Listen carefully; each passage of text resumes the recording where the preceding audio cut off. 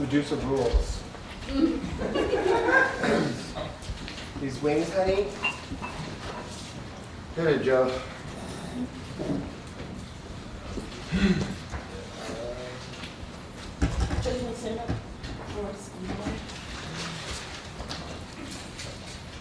Okay, so yeah, this is what I did just like this semester. So, and I just want, I kind of want to, I don't know, just any advice, or, and then also I like to hear what the audience thinks any of these paintings mean, and then I kind of take inspiration from that. So. There's like a reoccurring theme that I kind of want to touch on because I feel like it hasn't been talked about. But to me, these are like very homoerotic, or like there's like the gay Jesus, and then there's always like this really attention to like macho man-esque, and then this one's like very soft. And then there's only ever like male figures. I don't know if anyone else gets that association. And then maybe just like the rainbows too. Well, this is like a kind of gendered pink female figure. So this is doing like divine androgyne, like demon, angel, male, female, pink and green. There's also I'm not disputing you. I'm just kind of putting some things on the table. There's also this kind of really crazy bodybuilder, Medusa, still super androgynous and ripped, but like with these large pec breasts, but that are almost like muscles. And then like this figure too is like sort of, I would say, neither male nor female, like in a way that, because it doesn't have genitals. And so it's sort of like androgynous. But to your point, there's this kind of weird thing that's happening where it's like all souped up, and then it's like the gender stuff is weird. But so in a way, I kind of think I'm reaffirming what you're saying. What? It kind of reminds me of like vernacular illustrations of Hindu narrative in South Asian, poster culture, and so that the kind of array of gods and demons and kind of mythology. I mean, I find that so when not knowing the narrative of those, they still have a kind of pleasure-giving capacity to they're like interpretive playthings. Also, I feel like there's a feature of them which is like a hyperbolic master of the Asarvanza, a Siamese painter, who's like one of my favorite, and I never know quite what to do with my love of that artist. And then the last thing, and I mean I'm not interpreting your content quite yet, but the one on the upper right of the unicorn, who's kind of piercing the edge of the canvas with its horn, and is a kind of beefcake, muscle-bound, sort of fancified My Little horse. Pony. It's like My Little Pony is Charles Atlas. Yeah, right, exactly. It's Living, that's genius. Tom of Finland in the Kirko drag. This is really awful on my part. I love Hieronymus Bosch. I did. And so I get the whole mythology behind these pieces.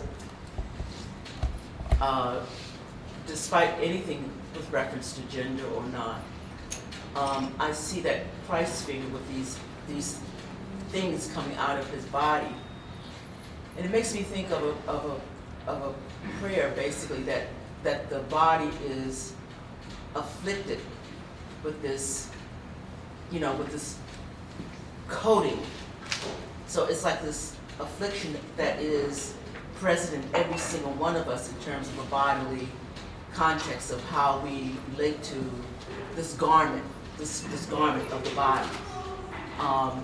And that's basically what I alluded to when I looked at that particular piece. But then the fancifulness of all these characters are just so fascinating and interesting, and recognizing, Saint Michael, who is, killing the dragon, or you know, the duality of who we are as human beings. In the, you know, the angel and the Satan characters. I think there's a lot going on in these pieces that are just hyper. They're hyper realist to me in that way. But it goes back to Bosch. Hyper realistic fantasy. Mm-hmm.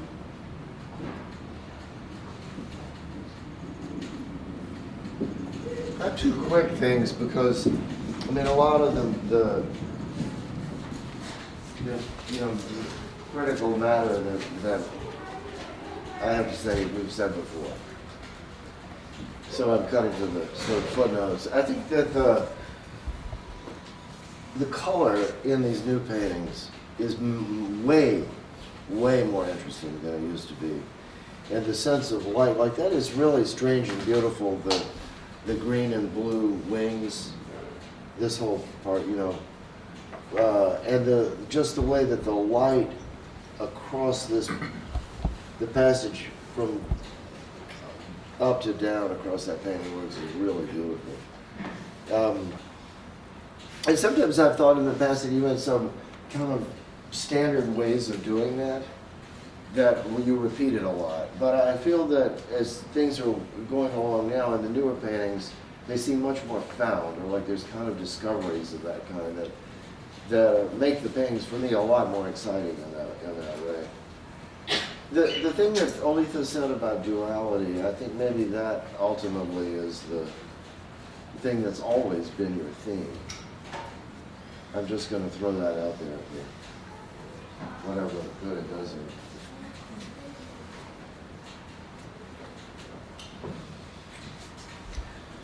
I feel like these paintings are panoramic and like they are like sort of Panoramic?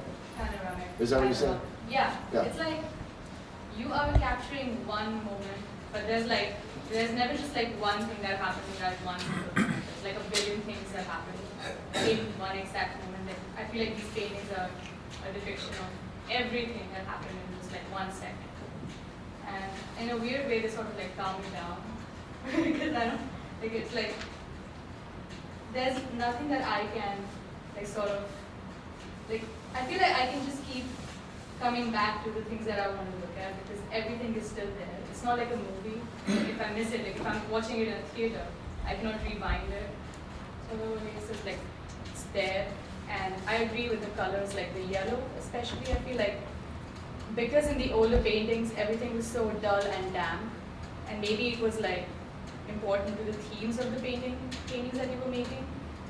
It was really hard on the eyes to actually look at them and register them, but because of the way the colors is functioning right now, I feel like it's really helping get more attention to the things that aren't like close to me, like the things that are the brightest are like they're way behind in the painting.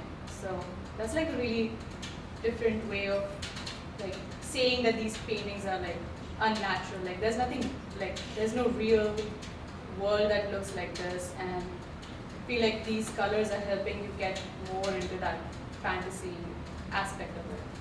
Like, I feel like the older colors are like a little too real worldly. So yeah. Well, I also want to talk a little bit about, I think in some ways, when we looked at your paintings before, there's like a huge resistance on my part, or I think on the part of many people, to ascribe meaning to something that seems like pastiche of a bunch of different religious or mythological signifiers that have just been recombined. But I kind of think with this body of group of paintings, and I remember there was a period you were trying to like kind of get away from doing these kind of paintings or questioning like, is there a different thing the painting should go? And I think I don't have that resistance here, and I also see so many, I recognize all of these things that actually are really interesting in the way they've been combined, and and exactly it has to do with the way that you painted it. And I think, first of all, I love all of the like Sienese landscape stuff where it's like these little, or like even early Venetian paintings where it's like stretches of like a Bellini, like the St. Francis, where it's like parts of the rocks seem like they're on the moon and they are this kind of blue color and you're like, what is that? It's so beautiful. So you've got all this weird abstract landscape that the function is also to provide a color structure underlying this painting. And then when I realized that the structure of this painting is a rainbow, like is a spectrum, these bands of yellow or pink, orange, yellow, green, blue, purple, and that the way that the zones become integrated is that the trees come and cross from this barrier to that barrier, bringing the color of the foliage of the ground. They go into the next one, which creates this really complex lattice, like color lattice, that like unifies the entire painting, that also like makes the size of your individual legible mark have a kind of a descriptive function within the picture that where they're like brought so that they have almost like this kind of tension across the painting that I really love. And then on top of that, I think this thing of like, wait, have you ever heard of this painter called Simeon Solomon? Simeon Solomon. He is a pre-Raphaelite. He was like the gay Jewish pre-Raphaelite who like basically the work was freaky deaky. And it's like that kind of pre-Raphaelite realization where it's almost like the mark has disappeared into this diaphanous articulation of volume. And all of the figures are religious, mythological figures that are also extremely androgynous. What year was this? 1860. Is it like Richard Dadd a little bit? You know, Richard Dadd, the Yeah. fairy painter? It's not like that, in a way. Like, there's a huge amount of sophistication around the way that the paintings are made. They don't feel outsiderish. They feel like mist that have these kind of like strangely androgynous, very feminine Jesuses that are also Bacchuses that have like a toga that's made of leopard skin. And you're like, what? You know what I mean? Like, okay. And so there's something when I saw this kind of like animal print fur thing on this Jesus with this weird belt, and then he's on this cross that's made of the Nagas that are usually around not just the Buddha but also different Hindu deities, and that they're their own and so that's one thing that's interesting about like the Hindu imagery is that it's syncretic. Like many, I mean, there's like whole modes of religious work that is syncretic. It's like Haitian religion is syncretic. It's a synthesis between all of the imagery of indigenous religion, West African religion, and Catholicism. And it all gets kind of melded so that they move in and out of each other in this like very specific religion that addresses the circumstance of the place. And so like the Nagas, as far as my understanding, is that they are also a remnant of a pre-Hindu religious, like a very ancient spiritual deity project, as serpents often are in most religions. And they get interpolated into the iconography that go on, and they have their own world and they have their function within these certain kind of overlapping sequences of stories, which like are the Vedas. And so like to the cross, which is like the kind of, first of all, it's the XY axis of the world. It is like the primary structure where you have a horizontal and a vertical. And then it is like the meeting between like the figure in the ground, and it's also Christ and God in the heaven. It's like the moment of transformation. And then it's like that gets turned into these Nagas, and there's like a spiral. And so that's already really also interesting because the spiral becomes kind of like DNA, or it becomes like a certain kind of like a double helix, or it becomes like a Baroque twisted column. And then up here, you got these like 5 heads of the. So it's not just 2 serpents that are coiled. It's like these 5 heads, and then I don't know. There's like so much to love, so I don't want to go on and on. But I love that the aura around Christ is a rainbow that then kind of restates the overall structure of the painting as a kind of emanation of, which is like basically what color is. It's what I think a lot of the presence of rainbows in paintings, for me, or in art, is that it can mean a lot of things as a symbol, but in a most basic level, it is the representation of the breakdown of the visible light structure. That is the way that we see color at all, right? It's like that's in the light, and things absorb and refract at different layers, and that's why we have color. So in this way, it's just like this is about, in a way that could be interpreted very self-consciously or referentially. It's like this is what painting is. This is what the material world is. This is like visuality and color, and it's like this kind of weird emanation of like the whole thing is like built out of it. So we can go on and on, but I think this is like I really find a lot of meaning in a thing that I feel like resisted meaning in your earlier paintings.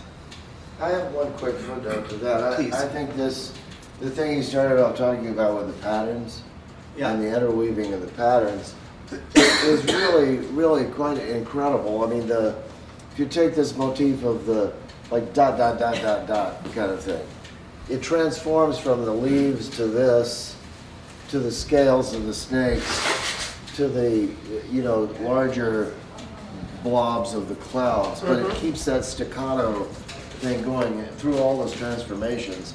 And you do that, or these overlays that are really tricky. I mean, how you look through the tree leaves to see the tower and all that can go so wrong. And it's really amazingly clear. Mm-hmm. Mm-hmm. And the whole, what you were talking about with the sort of microcosm, macrocosm thing with the rainbow. There are these sort of interpenetrating trains of thought that go through the whole painting, and I think that's true of all of them to some extent. I think maybe it's richest in this one. But there is something that I noticed. This is not a bad thing. It's just a thing. In this one, you don't have an action being performed that becomes the subject of the narrative. I mean, it's just Jesus there. I mean, this kind of serves that purpose a little bit, but mostly it's a kind of static, iconic image. I think the paintings operate somewhat differently when you have some kind of narrative action taking place. I'm not sure in what way that is. I haven't thought through that yet, but I just noticed that the sense in the left one of this kind of hallucinogenic pulsation of detail isn't as tightly focused in the ones where there's some kind of action. With the panorama. Well, also it has to do with the fact that like the representation of Christ is also outside of time. Like it's in this eternal, simultaneous, like all of time is like kind of suspended in that representation. And so in relationship to the crucifixion image, you also have this little serpent, this little cobra at the bottom, which then becomes like the signifier of the serpent in the Garden of Eden. It's like the proto-human presence of, a maleficent force or an alternative force. And with the 2 dogs, like it's hard for me not to think of them as like Adam, Cain, and Abel too. Mm-hmm. So it's like there is this thing where we have, to the extent, and one could think of Norse mythology, and one could think of Hindu mythology, and it's like the more of the information that you have about these deep archetypical narratives, the more you see that they kind of flow in and out of each other, and there's like a deep structure there that you can kind of move between. It's like and like for instance, what I really like about this is, first of all, I think the way that you painted this water is really beautiful. Like the contour of the transparent, the effect of the light and the shadow and the transparent water that is this kind of ditch that then becomes a reflection that goes in the back, which is kind of like a Piero della Francesca thing with the baptism, but this totally pure water. And this kind of gesture reminds me, did you ever actually read like Dante, like the whole thing? Or did you at all? I read the Inferno. You read the Inferno. Unfortunately, that's like not even the best part. It really is. And like nobody reads the rest of it. So what happens in this, my favorite section, is at the end of Purgatory, when he gets to, so the whole structure of, Dante is incredible because it's structural in the way that what you're doing is. And that's why it's worth really dealing with it all, because the whole thing is a complete cosmology of time and space and human existence. So it's like, Inferno, you go down, down, down, down, down, and it gets smaller and smaller and smaller, and at the bottom is the pit, which is the devil, but the devil is actually kind of like not sexy and cool. It's just, it's like frigid and like dumb and going like, ah, and then there's like people spinning in its mouth and it's cold. Yeah, right. And it's just like, deal with that. You know what I mean? It's not S&M down there. It's just like, ugh. So. And they want to get out for sure. And so then the structure of Purgatory is the inverse. So instead of the pit, it's a mountain that goes up and up and up, and each level has a different progression. And when he gets to the very, very top, it's like psychedelic. It's like this crazy, it's like these paintings. It's like glitters in the air and flowers are doing and people are doing weird shit, and like his girlfriend who came to him at the beginning like reappears and she's kind of like a little mean to him, but actually it's great. And then, but there's this sequence where it's like, okay, in order to get out of here to the next level. This is a little like drunk Dante. To the best possible. I'm doing drunk Dante. Not drunk. Look, where else are they going to get it? I think the performance is right on. All right, I'm going to conclude. Which is, you get to the end, and then there's like two rivers, and the first river that you pass through is the river of forgetfulness, so that you forget everything about your mortal life. And it's just wiped out, and you're like, in some ways it's awesome, and the other ways you're like, that's weird and scary.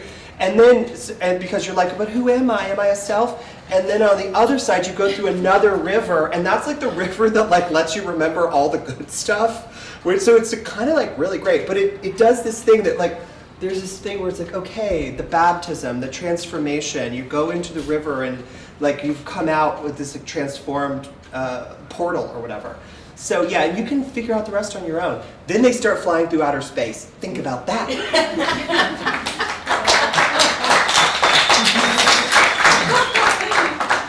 Well done, Jared. Really, Jared, nobody can beat that. That's a great description of Dante.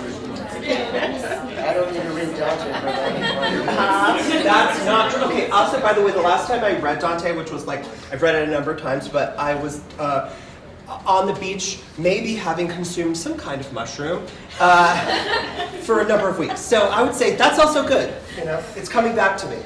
You know, it's interesting because I've read Dante recently. Oh, yes. Yes. And so your description is absolutely amazing, and I love the performance of it.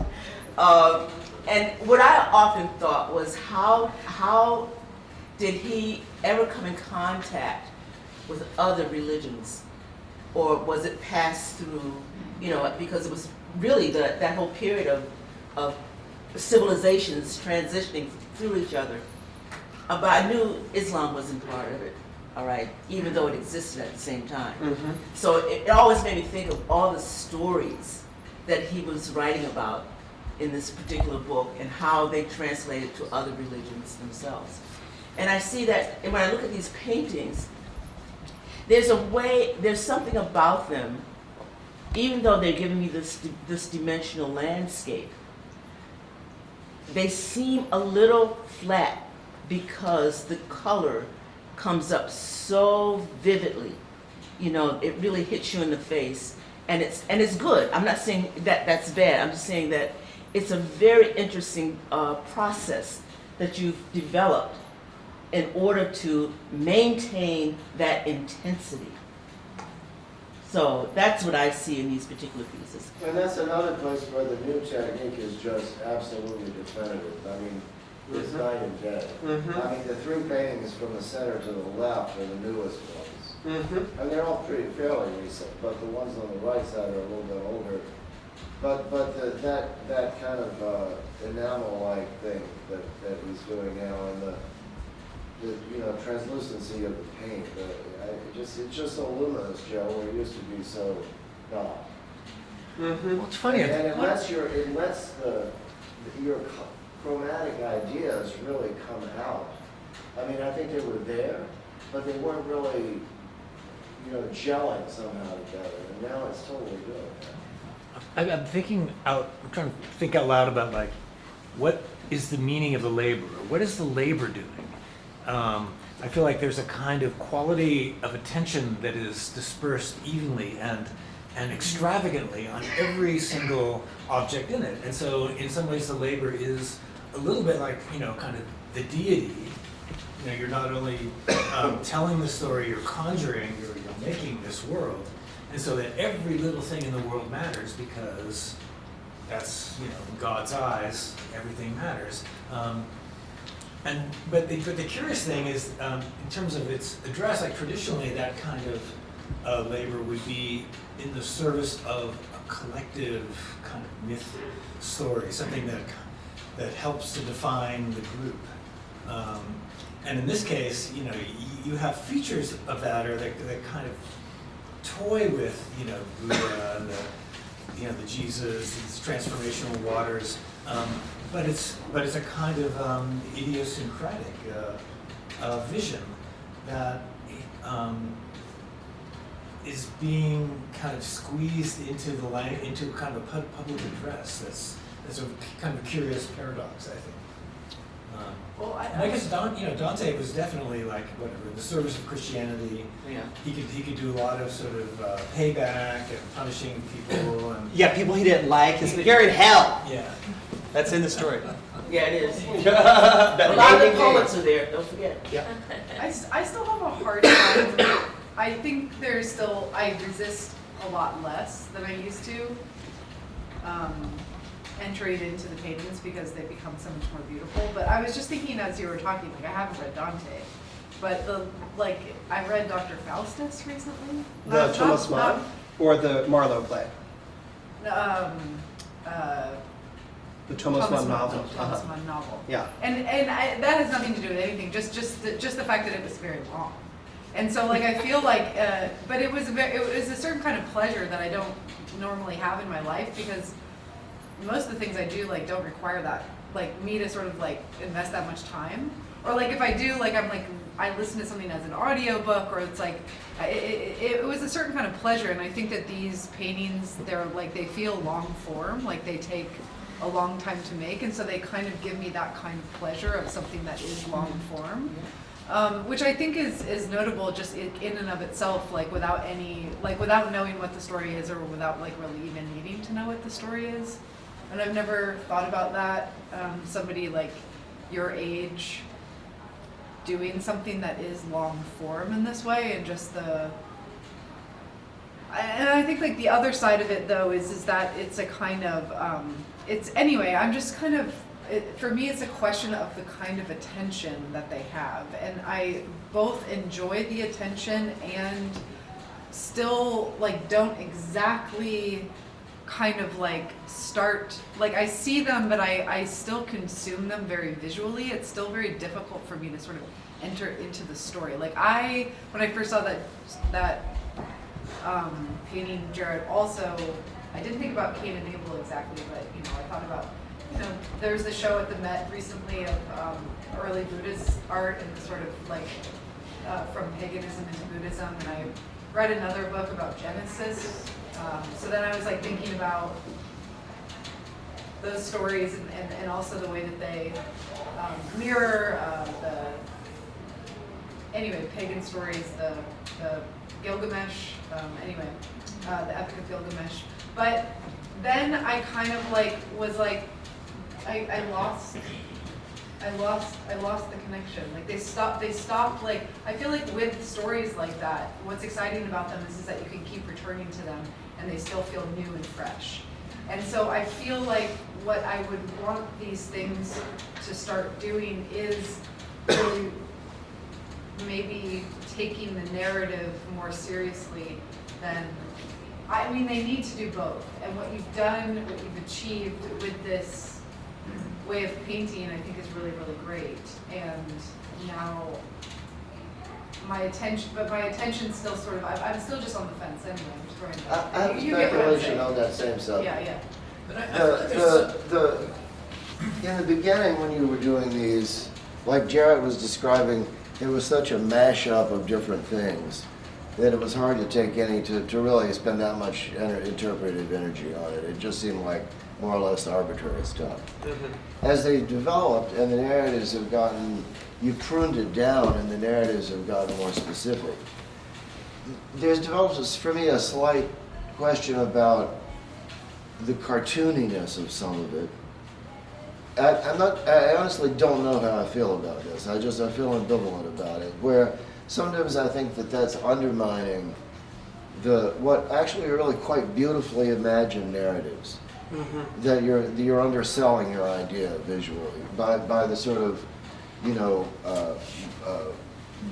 pumped up bodies and and then some of them they're like, now they're sort of like actual kind of moral dramas going on, like the healing of the gender divide in this one, or I take this as some sort of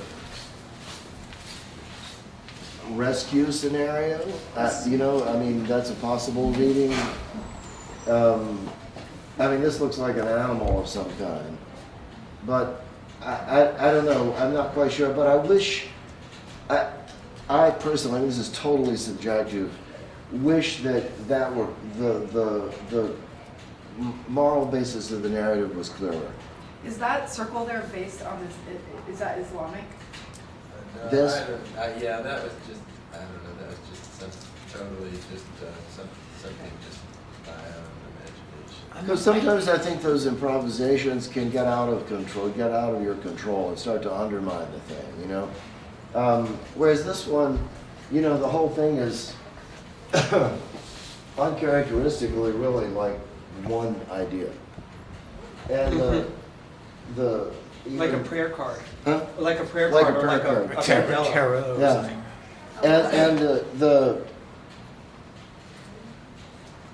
Yeah, I don't know. That's all I've got. But Stephen, isn't it kind of incredible the relationship between this part, the elements of this part of the painting, and like, as you know, one of my favorite paintings, the Etruscan Tomb of the Diver. Right, totally. Because I don't know if you've ever seen that. Is that Just in Tarquinia? Tarquinia. No, it's not. It's in Paestum. It's Greek, actually. It's not Etruscan. Well, Well, the painters of Yeah. Tarquinia were Greeks. it was called Poseidiana. And it's like You're talking about the one where he's like, Yeah. from the tree. Yeah, Yeah. no, he's coming from there's a structure, there's a tower, and then there's a tree that kind of bears a semblance to this, and then there's this guy diving into the water. This looks to me like a kind of Greek archaic head, although that has nothing to do with this particular painting. But you should look it up because it's weird, because it's like very similar construct. And the thing about that painting is that it's very unclear what it means, because it's been interpreted in a lot of ways. It was rediscovered until like 1968, but it's the surface of a coffin, of a stone coffin that's painted. So it's like the only person supposed to see that forever is the dead guy. And the most popular interpretation that I also agree with is that this is the person going into the afterlife. He's suspended in the middle between this kind of phenomenal world and then whatever the fuck happens over here. And so in a way, like, you're being like, I don't know, that was like my intuitive amoeba amniotic sac thing. Where I was like, well, just as well. Or the god of peppermint lifesavers. I peppermint lights. If I was to kind of try to figure out or kind of think of a precursor principle for how this narrative is constructed, it would be alchemical imagery. And I think if, like in alchemical narrativized pictures, it's almost always in the service of some kind of transformation. Yeah. The transformation, the combination of these things into those things under the kind of overspell of these elements, and I feel like that's a generative model, and something that when we look at it, it's very arcane and obscure, and yet somehow vivid and alive and cool. And so, I feel like you are in a way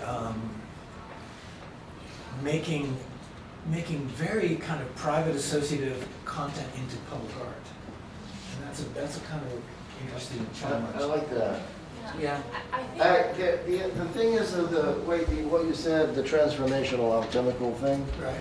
if you link that to the duality aspect of it, it's so insistent, like, 2, 2, 2, 2, 2, it's all over the place all through these paintings. So, but they do, like, then you have the transformational moment, right? Yeah, I'm just like pulling this together in my head. And I still see that whole continuity of whatever that ancient thought is about what religion is, how it permeates through each of those pieces in different kinds of way. To me, that guy on the pink pedestal or whatever is a Buddha. All right, that's what I saw. But we can all interpret these things from our own experiences, really, and what we know. Which pink pedestal? This one here, the In the air, third this one. guy. Oh, yeah. Maybe I'm starting to see them as brains, like, because this stuff kind of looks like brain matter, and then they're arteries, yeah. divided Nerves. down the middle, and so this is like the top of the brain, and then the river comes in the middle. Because I don't think that they're it's just like I pick up like the symbolism, but it's kind of like it's just taken out of the narrative, right? And then because something about the narrative, you put it back on, but I don't think it's in the paintings. I just don't think it's in the paintings.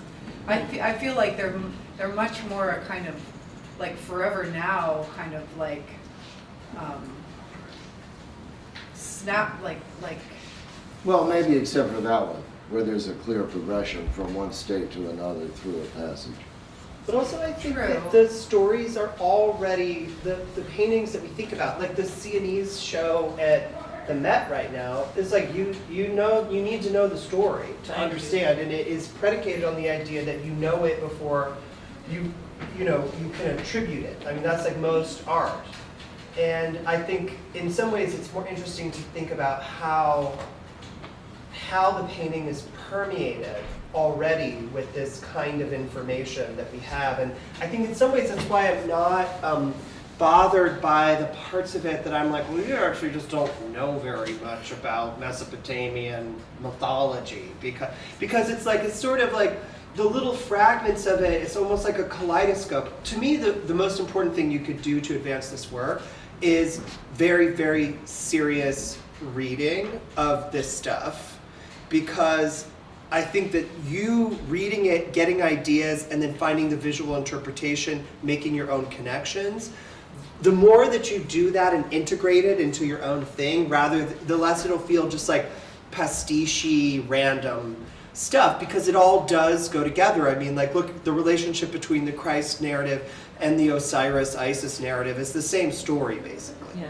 And it's like, before that, there is my favorite goddess, who is whose name escapes me. The first goddess who went to the underworld and then came back. Persephone. No, it's before Oh. that. She's Sumerian. Her name is, it's so funny, I can remember her evil sister named Erishkigal, but her name is Inanna. So the first oldest myth that we have of a goddess, of a deity going into the underworld and then coming back is this goddess Inanna. And yeah, and it's like this, also a very similar version of the story. And then you have the Greek mythology, and then you have the Hindu mythology. So I just think like kind of getting into that stuff and like really savoring it and enjoying it, and then letting all of that stuff overlay, Because once you've decided that this is what you are going to do, and thank God, because it's like obviously this, and also thank God you were here so that you could elevate all this form stuff in these paintings. Even the difference between this painting and these paintings is huge in terms of the viability of it as a project, as opposed to like a private obsessional thing, which is like, God love private obsessions. But to like take it to that next level is, I can invest my time in looking at it because the level of formal sophistication has been so more beautifully realized. Like as Fox pointed out, the way that this is almost like neurons or arteries, and the way that this coming down from the Buddha, who's also the Sky Father, who's also the Bodhisattva with the thing, and it's like the way that this lightning is also like the arteries that are also like the water. Like there's just a lot of stuff in which you're able to name it and make it function narratively, but at the same time let it still do a formal thing that holds the painting together. I think that's great advice, and just to immerse in all that content.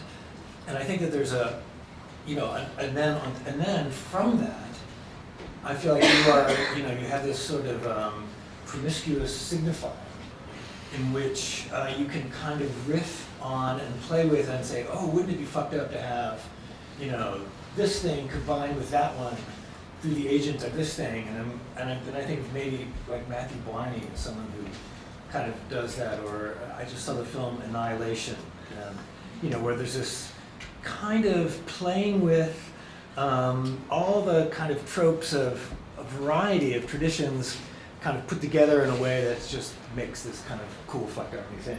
Yeah. This conversation and these paintings make me think a lot about why religion has been such a huge part of every culture throughout time, and what it has been used for, and what its purpose is, and how people use it privately to guide their lives, to guide ethics.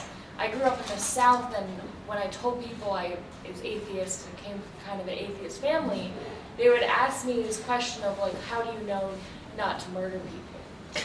Right? Like, Really? Because you fucking don't do that. Yeah, exactly. And I looked at them like, oh no, that's terrifying that was the thing.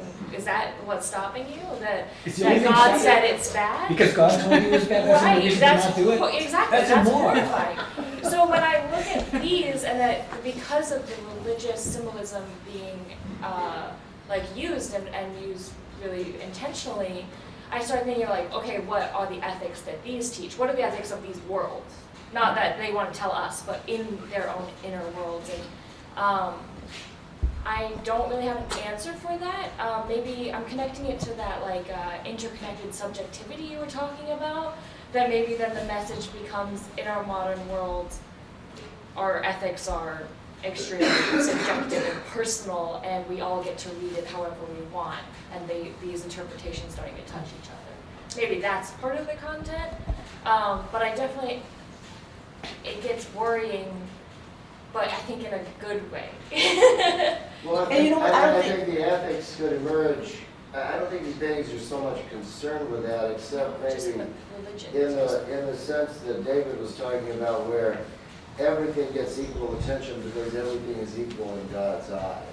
So that's sort of the implicit ethics. But it seems to me that Joe's mostly absorbed with the side of the other side of religion, which is about thinking about the unthinkable, or knowing how you think the unthinkable, the unknowable, and so it's all these crazy cosmological stories that people have come up with to reassure themselves in the face of that.